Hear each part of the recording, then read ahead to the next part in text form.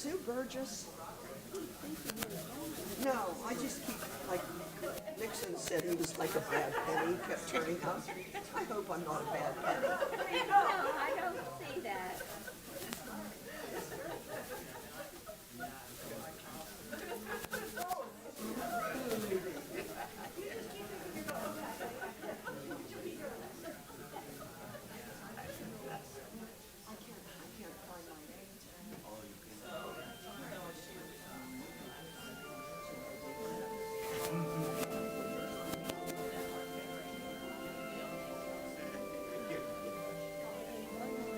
Good to see you. How you been? Well, good. How's that? That goes great. Good. Glad to hear it. I'm here with all the messages.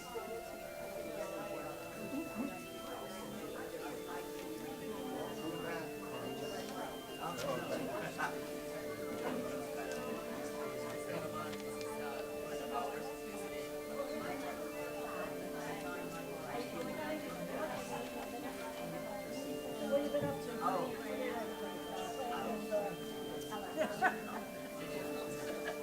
I so regret.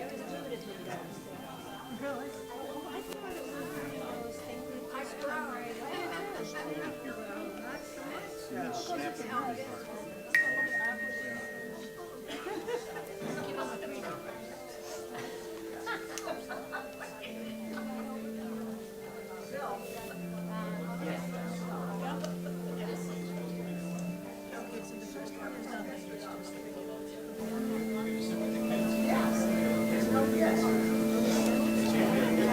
Yeah, the first one I got was just stuff.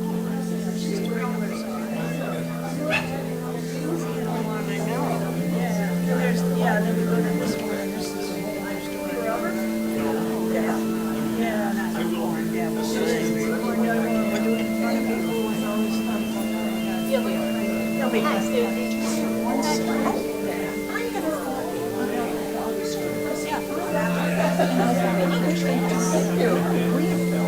If we were living now, married all day, we would be killed. Oh my God. Yeah, next time. Why not? I just thought it would be interesting.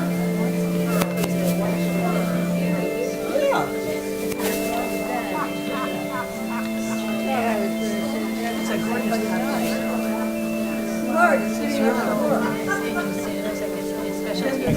Check, 1, 2, you hear that?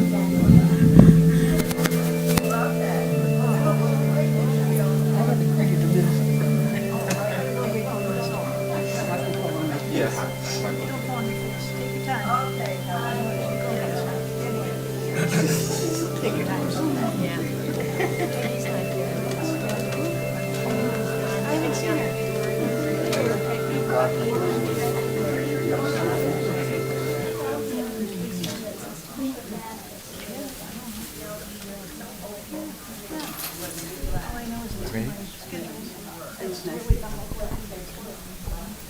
Good morning. Good morning. Buenos días a todos. Buenos dias. Okay. My name is Michael M., and I'm a new worship associate here at the Unitarian Universalist Fellowship of Charlotte County, or UUFCC. And we're going to go ahead and jump right into our opening hymn in the gray hymnal, number 134, Our World is One World. And please stand, or if you are able, in body or spirit. Thank you.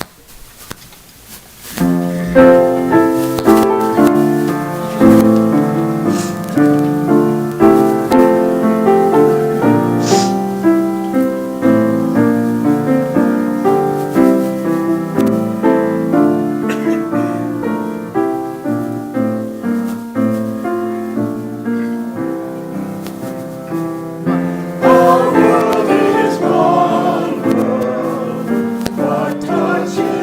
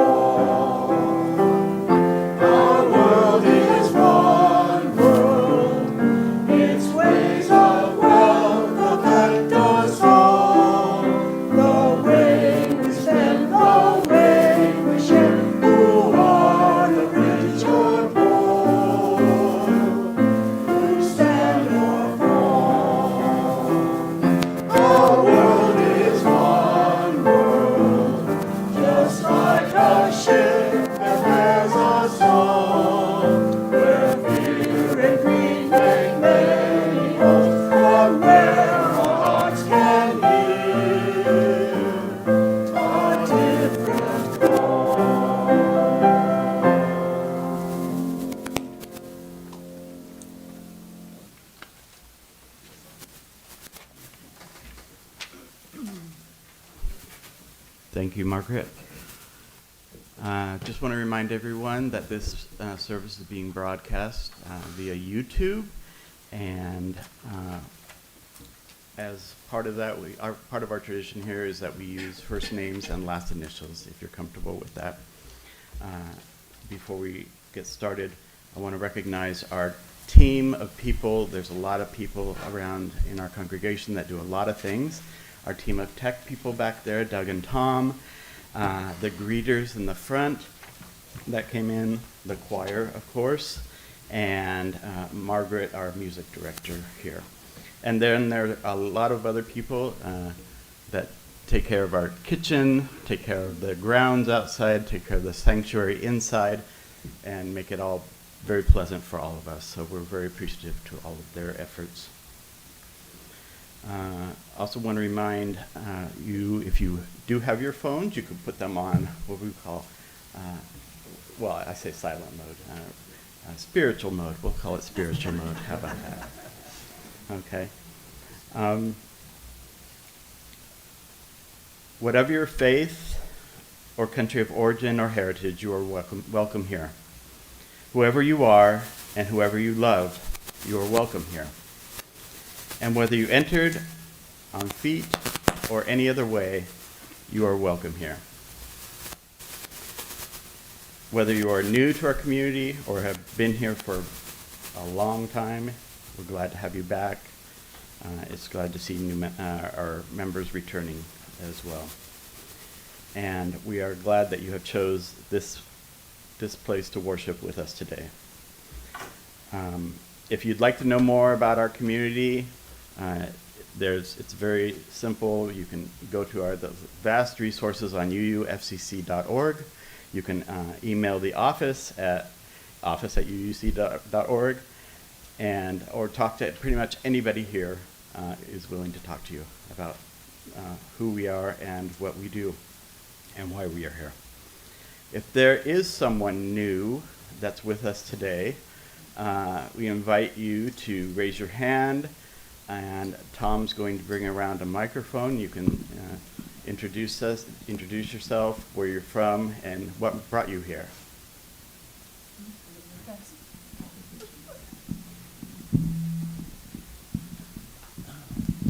Good morning, everybody. My name is German L.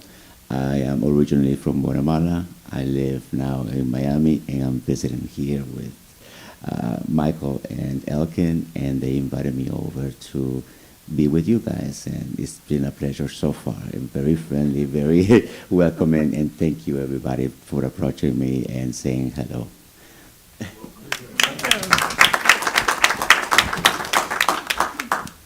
Is there anyone else that would like to share themselves with us? I don't see anybody. Okay. We have returning people. Oh, we do have some returning people then. Right. Would you like to raise your hand if you are returning after? Oh, there we go. Hi, this is Nina. Aubrey and I are back.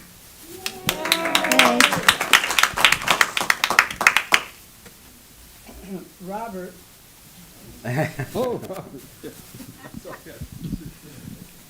Yes, I'm back from that long endeavor. It was quite an adventure, and I'll explain more later. But anyway, I'm in a process of healing this problem I have, and I'm so happy to be back here.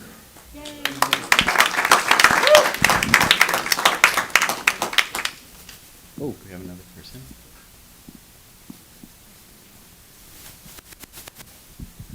Good morning. My name is Laura. I haven't been here since February when we left to go greet our new grandbaby. I'll show you pictures later.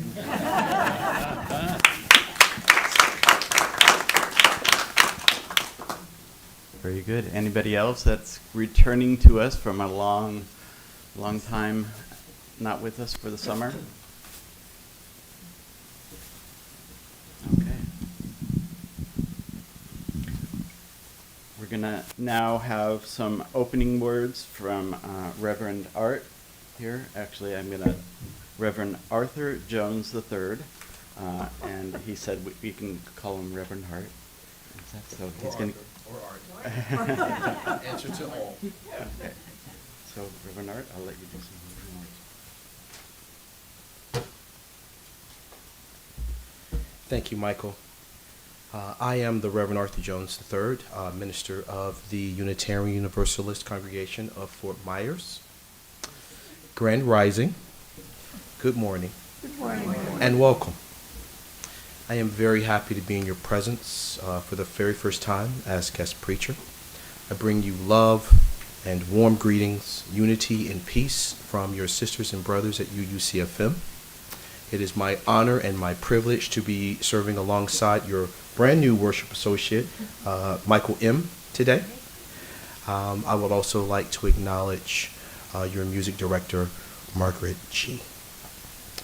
Blessings to your congregants, your worship associates, your officers, your leaders, the members of your lovely choir, your staff members, and of course to your online attendees. I know a few of you already from last week's prayer vigil at the Everglades Detention Center, but I would love to meet each and every one of you today, either in the narthex or in coffee hour after the service. I will happily give you my contact information from my wearable business card. And if any of you ever find yourself, whether for business or pleasure in Fort Myers, please look me up.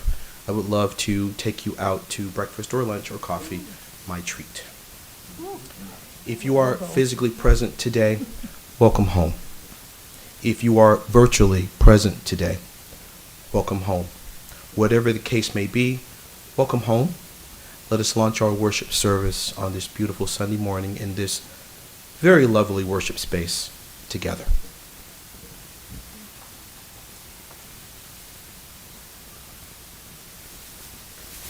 Thank you for the welcome, Reverend Art. And now we will have a prelude music by Margaret.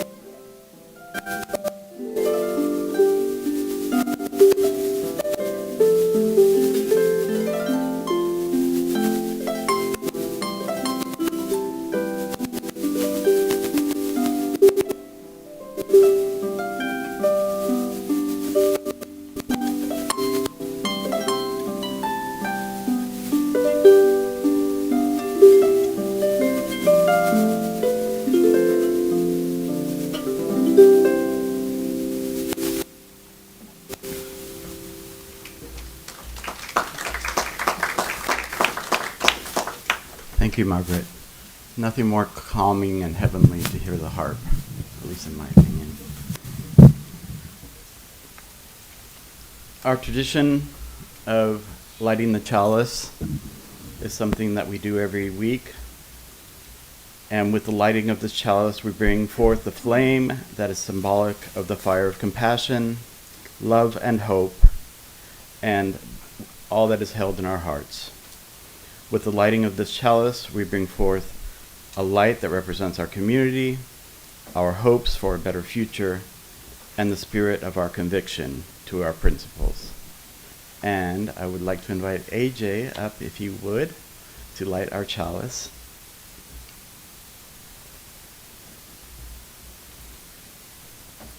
And as AJ is doing this, if you would please join me in the recitation of our affirmation.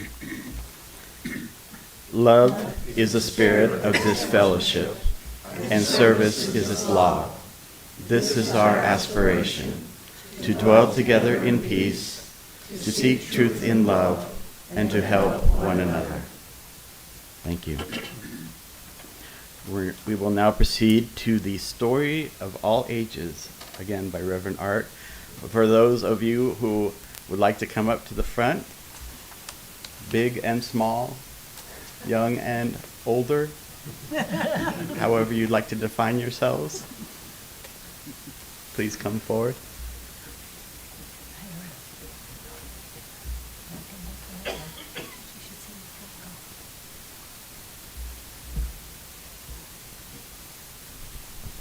I love this. That's pretty awesome. Story for all ages today is entitled Shade Beneath the Old Magnolia Tree. Shade Beneath the Old Magnolia Tree. In the sweltering summer of 1954, Darrell Passmore, a skinny white man with calloused hands and a guarded heart, worked the cotton fields outside of Meridian, Mississippi. Raised by his uncle after his parents died in a fire, Darrell had learned early that life didn't offer kindness freely. He kept to himself, spoke very little, and trusted even less. One afternoon, while hauling sacks to the barn, Darrell spotted a boy sitting beneath the old magnolia tree near the road. The child, no older than 10, wore patched overalls and dusty shoes. His name was Elijah, and he was black. In 1950s Mississippi, that meant trouble for both of them if anyone saw them talking to each other. Darrell hesitated. He'd been taught to look the other way, to keep his head down. But Elijah looked hungry, his eyes wide with fear and hope. Darrell walked over slowly, handed him a buttered biscuit from his lunch pail, and sat beside him in silence. Elijah explained that his mother had collapsed while picking okra from a nearby farm. The owner had refused to help her. She was resting in a shack down the road, too weak to walk. Darrell's jaw clenched. He knew that shack. It had no windows and no water. Without a word, Darrell stood, hoisted Elijah onto his mule, and rode to that shack. He carried Darrell's mother to his own home, gave her water, and let her rest in his uncle's bed. His uncle, a stern man with a Mississippi flag above the fireplace, returned that evening and stared at the woman in disbelief. "You'll bring trouble," he growled. Darrell met his gaze. "Then let trouble come." Word spread. Some neighbors whispered, others spat, but a few, quietly, offered food, blankets, even medicine. Compassion, it seemed, was contagious. Weeks passed. Darrell's mother recovered. Elijah helped Darrell in the fields, and laughter returned to the farm. Once hardened by loss, softened with each shared meal and story. One Sunday, Darrell carved a sign and nailed it to the magnolia tree by the road. The sign said, "Shade for all." The moral is this: compassion defies fear and prejudice. It begins with one brave act and grows in the hearts of those willing to see beyond themselves. Thank you for your attention.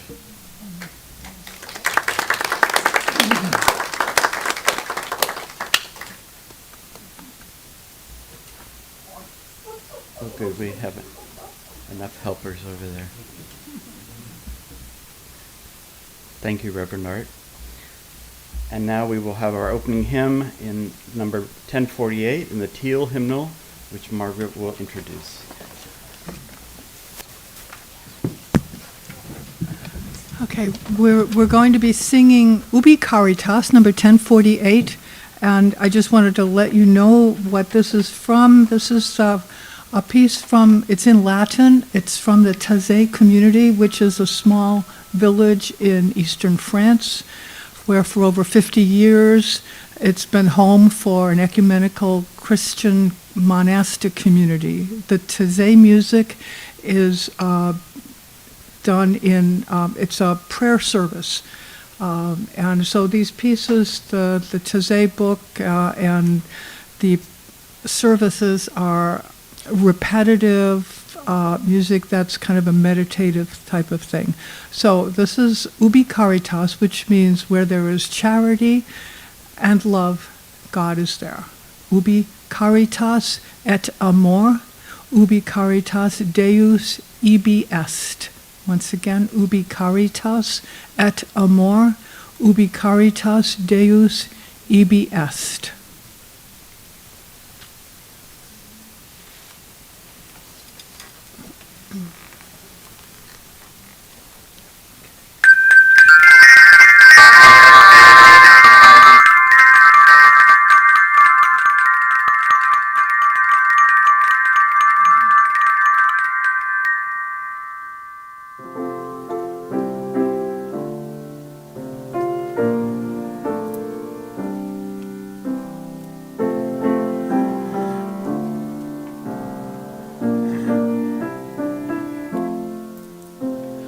Ubi caritas et amor, ubi caritas Deus ibi est, ubi caritas et amor, ubi caritas Deus ibi est, ubi caritas et amor, ubi caritas Deus ibi est, ubi caritas et amor, ubi caritas Deus ibi est, ubi caritas et amor, ubi caritas Deus ibi est, ubi caritas et amor,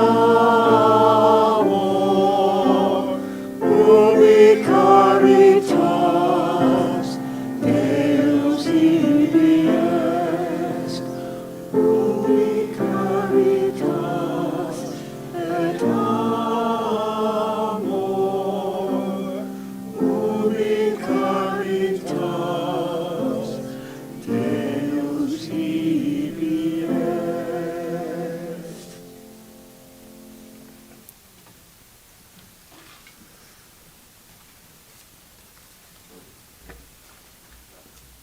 Thank you, Margaret. That was beautiful.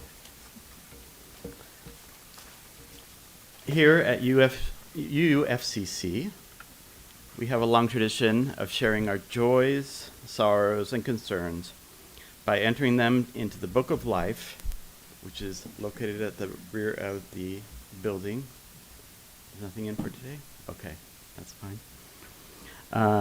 If you are not planning on being in the sanctuary, or if you are planning on being in the sanctuary, you may email your joys, sorrows, concerns to Book of Life at UUFCC.org, and we will put them in the Red Book for you. Messages should be sent by the Saturday prior to the service. I now invite those of you in the congregation to come up on the left side of our sanctuary and share your joys, sorrows, and concerns, or milestones, whatever you like.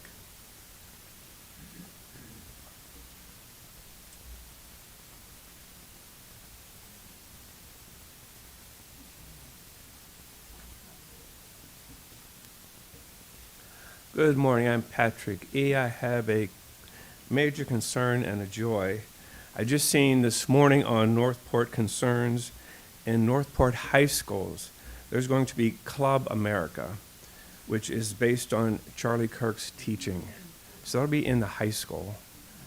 So I've reached out to one of the teachers to see if there's still the gay-straight alliances, because it is my concern that, these youth may be, targeted even more with such, I've never seen any positive thing coming from that individual. And the joy was yesterday I went to Sarasota Pride, and it was wonderful, and I made a lot of friendly people, a lot of contacts, even the police were there. I talked to the Sarasota police, thanked him for being there, so it was a very nice experience.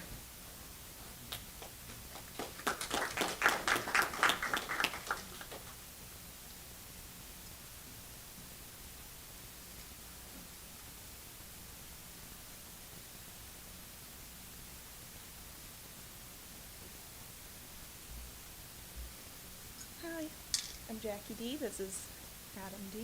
I remember the positive. I was overwhelmed with the negatives. I almost forgot the positive. Yesterday I got to see one of my fellow employees graduate from, I forget which college it is, but he got his HVAC license. He's going for his electrical license now, or his certificate, whatever it is. He's doing great, and it's really cool to see somebody so young and ambitious and just trying to be a part of the trades, because we need more of that. Second, I am really scared for the people in the path of the hurricane that's coming, so you can't help but feel for it when you've been through the anxiety of waiting for it to come. So, and then last is that the hard one, Adam's friend, who is going through his own struggles right now with sobriety. Their family lost everything in a house fire. He has a little one, and they were living 2 little ones. Gosh. So they lost everything. I don't know how we can help, but if we can help, I'm open to suggestions. So just keep them in your thoughts.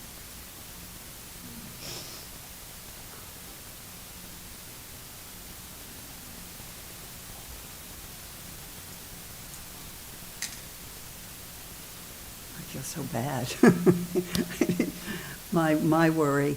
I'm going to have my third, and I hope third time lucky, ablation tomorrow, and just people give me a good thought that this one will really work. Thank you.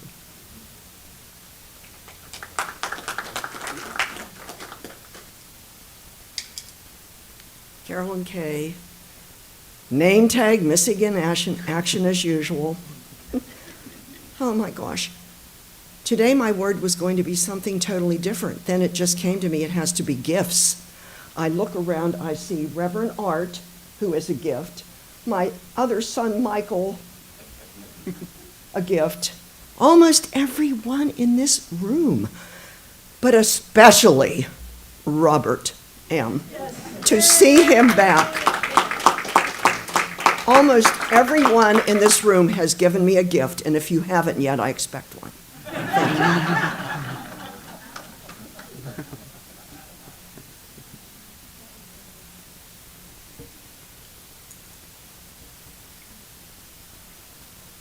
Hi, I'm Jackie, and I have a concern also.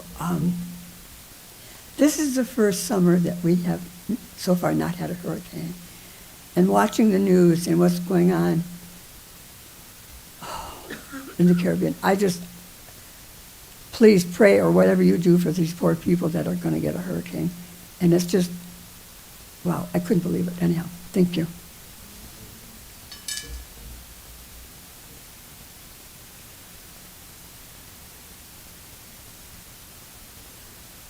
Good morning. So what's sitting with me right now is aunties, having that special other mother or those strong role model women in our lives. I'm so blessed to have many aunts, and just read something about the scientific evidence now to suggest that there's just greater success.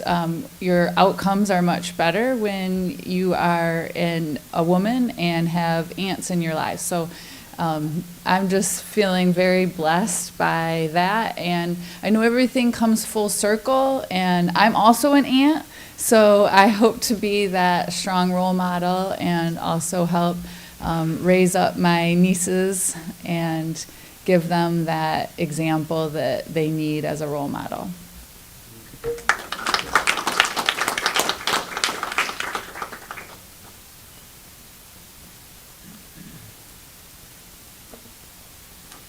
And before I put in a final stone, this is one for me. I have a couple of joys and a concern. First off, my joys, I'm very happy that my mother, my partner, and our dear friend Herman is here visiting us. I also want to recognize, kind of point out, because they've become very special to me, my three valiant estudiantes de español, Spanish students, Jacqueline and Lori and Laura over there. They tolerate me on a weekly basis, and vice versa, probably, but we have a good time. And the concern is that right now in our home, we're having a bit of a challenge with a relative who has some severe depression and addiction issues, and we're trying to help guide this person who's our dear daughter and sister in the appropriate way. So I ask you for your thoughts in doing that. Thank you. And this final stone represents all of the joys, concerns, milestones of those of you who have not spoken or that reside in your hearts. And may all of your wishes and the things that need to happen occur in your lives.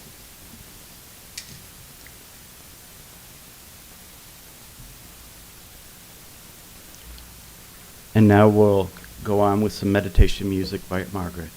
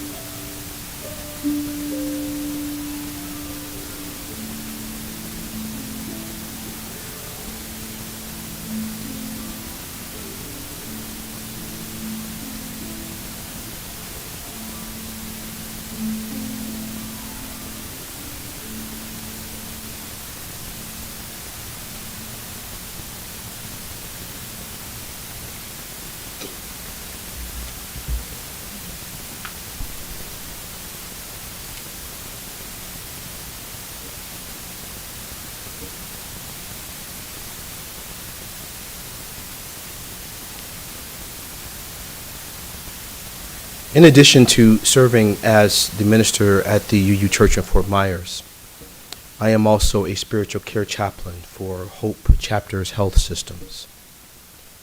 My roster of patients is comprised entirely of men, women, and children who are dealing with a life-threatening diagnosis of some sort. My primary responsibility as chaplain is to provide spiritual care, not only for the patients, but also those who love them, their significant others, their children, their grandchildren, and on occasion their friends and caregivers. It is an honor and a privilege to walk with people who are literally fighting for their lives.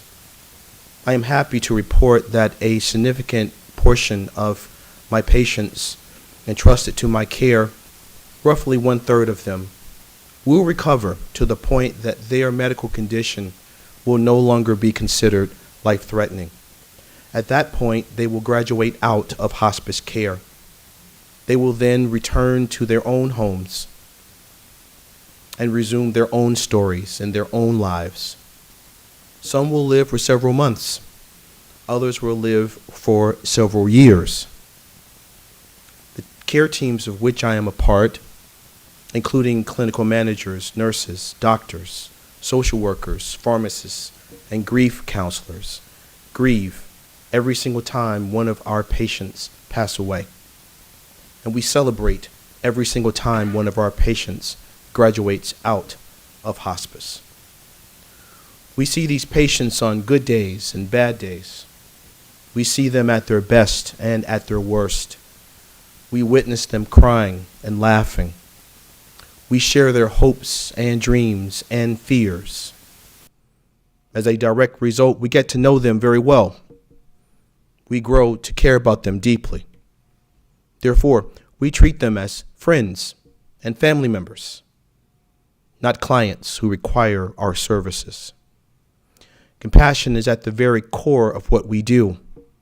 Sympathy and empathy enable me to treat every hospice patient as I would want and need to be treated myself if our roles were reversed. One of the adverse conditions we do have to guard against is called compassion fatigue. In case you are not familiar with that phrase, compassion fatigue is a mental, spiritual, or emotional state akin to burnout. It occurs when the number of hospice patients and or the reality of people you actively care about potentially approaching the end of life because of an ever-growing list of illnesses and diseases we can barely pronounce, and or the physical toll of driving back and forth to visit those patients, all combine to create a general feeling of numbness, of malaise, of forced indifference, of sadness that is difficult to describe and even more difficult to remedy. The divine calls us to love each other, to listen to each other, to laugh with each other, to learn from each other, to lean on others, to be leaned on by others, to let go of those things that no longer serve us, and to leave our fears and doubts behind as we live our lives to the fullest extent possible. Of course, compassion fatigue is not limited to hospice chaplaincy. Compassion fatigue is applicable to any number of people, places, and principles. Simply look around you. There is compassion fatigue right now about the United States of America. Compassion fatigue about democracy and the economy and immigration. Compassion fatigue about financial inequities and class divisions and historically whitewashing. Compassion fatigue about the isms, racism, sexism, otherism, ageism, and ageism. Compassion fatigue about Christianity and Christian nationalism and why both seem so similar despite being radically different. There's even compassion fatigue about our systems and institutions and norms, just to name a few. People are burned out, tired, sad, mad, glad, depressed, anxious, confused, uncertain. People are searching high and low for the answers to their burning questions, only to discover that the preachers and the politicians and the philanthropists and the psychologists and the pundits don't really know what's going on either. And in the absence of answers, doubt grows. When there is no consensus, skepticism grows. Cynicism spreads. You will find no shortage of doubting Thomases these days. They live in every neighborhood of every town or city. They attend every church. They serve in every level of government, local, state, regional, and national. Doubting Thomases want to win. They want their families and their friends to win. They put themselves first. They put everyone else last. That is not a critique. That is merely an accurate observation. In a postmodern era where the primary goal of life for far too many people is to attain power, attain money, and attain fame for your own good and your good only, with no regard for anyone else anywhere else, how can victory be achieved? What consideration is there for the greatest good, for the common good? I will preach today from the sermonic topic, Cultivating Compassion in the Postmodern Age of Doubting Thomases. Cultivating Compassion in the Postmodern Age of Doubting Thomases. Please allow me to briefly offer 2 points for your spiritual consideration. First point, in the process of cultivating compassion, we don't hate, we collaborate. You and me and we are children of the Most High. We are imperfect by nature, yes. But conversely, we were also fearfully and wonderfully created in the divine likeness of our Creator. We are fully capable of love, of peace, of purpose, and of building and maintaining a beloved community within which everybody is somebody. In our community, nobody is forgotten or forsaken. To have compassion for anything or anyone, you must first have passion in your heart. You must be willing to take chances, be willing to take risks. You must be willing to step out on faith and willing to pick yourself up whenever you fall down. You must be able to dust yourself off whenever you are wrong. Oftentimes, success comes directly from failure. Cultivating means planting seeds as early and as often as we can, whenever we can, however we can, wherever we can.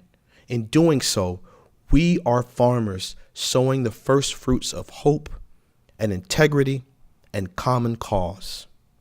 So if you have compassion, and you do, and if you are willing to cultivate, which you are, then a simple truth shines brightly before you. That truth is this: love is the key to cultivating compassion. For that reason, we do not hate. We collaborate. Unitarians excel at building partnerships, friendships, and relationships. Unitarians are welcoming and affirming and loving. We don't see the world as it is. We see the world as it could be and should be and would be, with some planning, some hard work, and a whole lot of consensus building. Unitarians are especially gifted at assembling the coalition of the willing. We can get things done with those in our community who are reasonable and like-minded, sure. But we can also touch the hearts and minds of those who don't think as we do or move as we do. We do not write off people or give up on people. We look for the divine nature in every person, in every situation, wherever we happen to be. We seek partners who are willing to stand alongside us in making our corner of the world a brighter and better place. We are secure in the knowledge that love is the fuel that propels our efforts.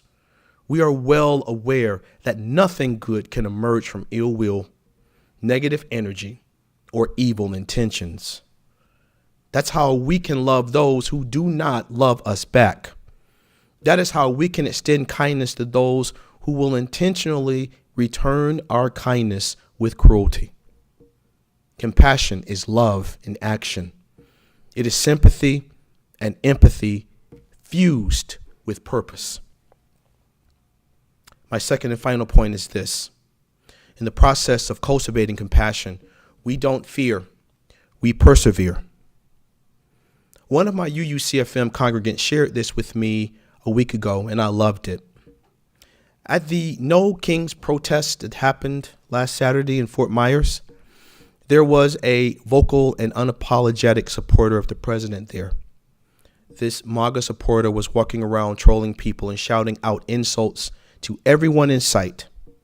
At some point, he approached a middle-aged lady holding a sign with the word freedom painted in vibrant colors of red, white, and blue. He laughed at her in her face and flipped a bird in her direction. Her direct response was brilliant, and it spoke volumes about her own personal character. She simply smiled at MAGA Man, leaned forward, and stated in a calm, rational voice, "Fear generates hate. Compassion generates love." At those words, the vocal and unapologetic supporter cursed under his breath and wandered off. If I could find that lady, I would hug her and sincerely thank her. She is right, of course, and her words were as clarifying then as they are true now. Whether you call your highest power by the holy name of God, Yahweh, Allah, Mother Nature, the divine, or another term, we touch and agree that there is something far bigger and greater and more powerful than ourselves. We acknowledge that cosmic entity as benevolent and that all living things were created by it, is inspired by it, are sustained by it, and that we are actively being guided by it. The eternal source of all that exists, known and unknown, seen and unseen, is the personification of love. With love, all things are possible. Without love, nothing is possible. Therefore, we are protected by the Most High to whom we pray, the Most High upon whom we rely, and the Most High who is so very worthy of our songs and our prayers and our praise. Since we are divinely protected, what do we have to fear? Our common sense, deductive logic, critical thinking skills, observations, and lived experiences should inform us that times of trouble are temporary, not permanent. Trials, tribulations, and temptations are in reality twofold. One, opportunities for us to grow, and two, opportunities for us to form an even closer relationship with our higher power. In cultivating compassion, we don't fear, we persevere. So don't worry about the economy. We're going to be all right. Don't worry about the job market. We're going to be all right. Don't worry too much about wars or rumors of wars. It's going to be okay. Don't worry about people who hate you or distrust you for no legitimate reason. You have been all right in the past. You are all right now, and you're going to be all right in the future. And not because Arthur Jones III says so, but because the divine wills it to be so. The divine is all powerful, all right, and omnipresent. Preachers come and go. Politicians come and go. Pundits come and go. But the divine is forever, like incredibly expensive luggage. I kid, but I am also serious. I've said this before, and it bears repeating. Do not fear your enemies, and do not hate your detractors. Being the bigger person is sometimes easier than at other times, but you can do this. We don't fear other people. We don't fear systems or corporations or institutions. We don't fear the police. We don't fear the government. We don't fear poverty or warfare or social upheaval. Why? Because we do not have to. We are the children of the divine, so we will be fine. We all have PhDs in perseverance. We love people who are confused by our optimism. We love people who choose cowardice over courage. We extend grace to all the doubting Thomases who would deny constitutionally protected freedoms to anyone who does not look like them, or everyone who does not share their social and cultural and political ideologies. In fact, we hope and pray that they will find their way back to our beloved community. Please ever be mindful that we don't hate, we collaborate. Please keep in mind that we don't fear, we persevere. In my not so humble opinion, a church, a congregation such as this, is a hospital for our souls and our spirits whenever we are weary or otherwise unwell. In that way, being a Unitarian minister is essentially the very same thing as being a spiritual care chaplain. In both instances, my job is to visit with you and to check in on you, to break bread with you, to listen to you, to make myself accessible to you, to pray with you and for you, to walk alongside you on your journey, to do everything in my power to help you be the best version of yourself, to love you, to believe in you, and to support you. It's a great job, and I love my job. At various points, each and every one of us has been a doubting Thomas. None of us are perfect. We have all done things we regret, and we have not done things we should have done. We have all said things we regret, and we have all left things unsaid that we should have said. But somewhere, somebody prayed for us. Somebody believed in us. Somebody saw greatness in us when we could not see it for ourselves. And therefore, we found our way. We found our community. We owe those very same chances to the doubting Thomases. We can help them find their way. We can be their community. We can help alleviate their doubts and help to restore their hopes. So let's keep on cultivating compassion. After all, we were built for this. Blessed be.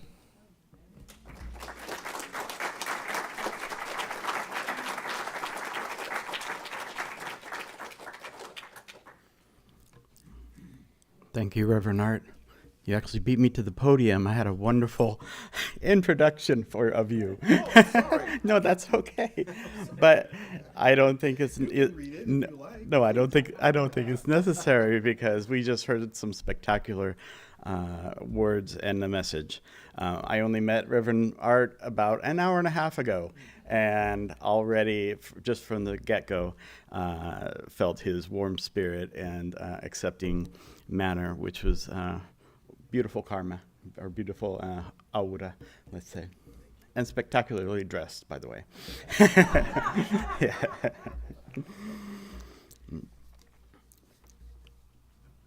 In our tradition, congregations exist because of the generous support of members and friends. It is our privilege and our responsibility to ensure the health and future of this fellowship. And to this end, your offerings to support the ministry of this fellowship, whether by pledge or donation, may be made in several ways. You can give a check to the office, drop them in the mailbox, or in the baskets that will be passed around shortly. We also have a Venmo app that you can send a donation to through Venmo, making the payments to UUFCC offering. Your generosity, of course, is always appreciated. And if you are with us for the first time, please do not feel obligated to give, as your presence here as our guest is our gift. Margaret will now lead us in the offering music. It's actually page 1013 in the teal hymnal, Open My Heart.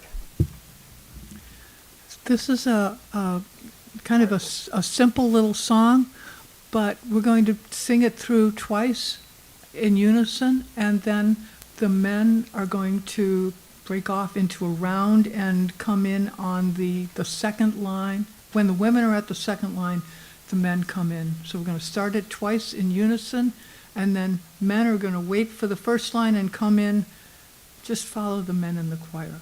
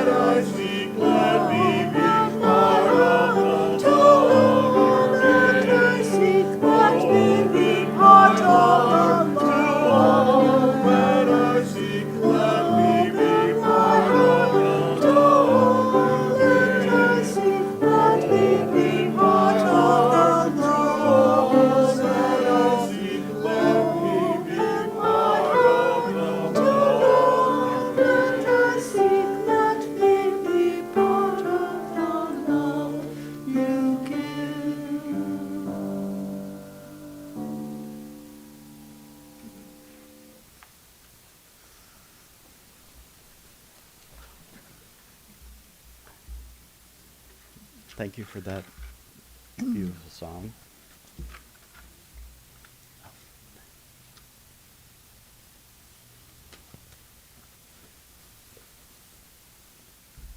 And thank you for your donations.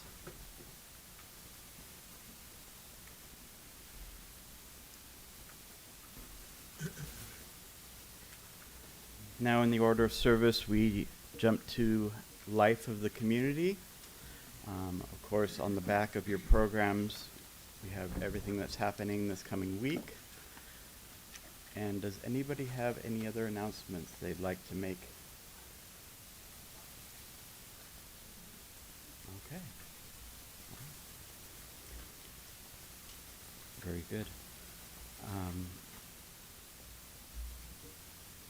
We are now going to have some closing words by Reverend Art before we end our service and extinguish the chalice and our last hymn.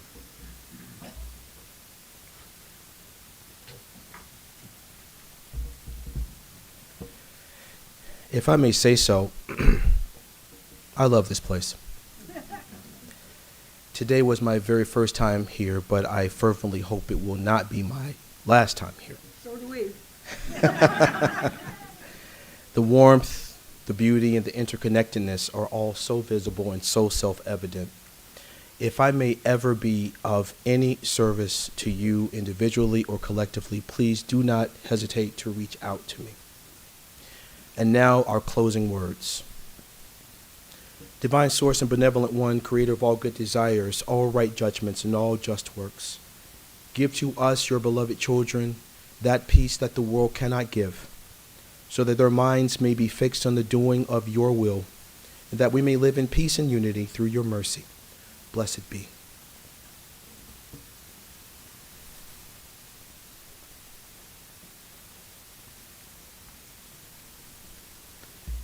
And now I want to invite AJ back up to extinguish our chalice. And if you'd please join me in our recitation as he is extinguishing the chalice. We extinguish the chalice, but not the light of hope, or fire of commitment, or the warmth of community. May those ideals shine in our lives, warm our hearts, until we meet together again. Go now in peace. And now we will have our final closing music, number 348 in the gray hymnal, Guide My Feet, by Margaret, our music director again.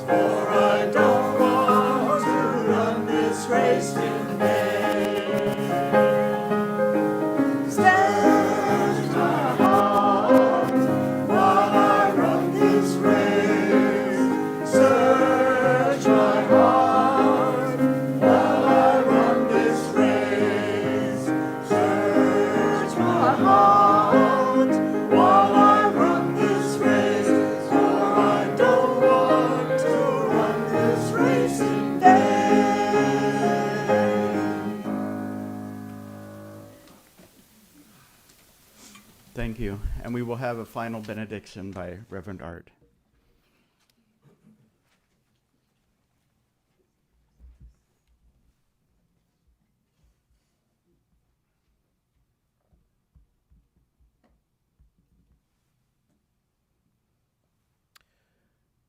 And now unto the divine who keeps us from falling and presents us faultless before the presence of the divine's glory with exceeding joy. To the highest power be glory and majesty, dominion and power, both now and evermore. Blessed be.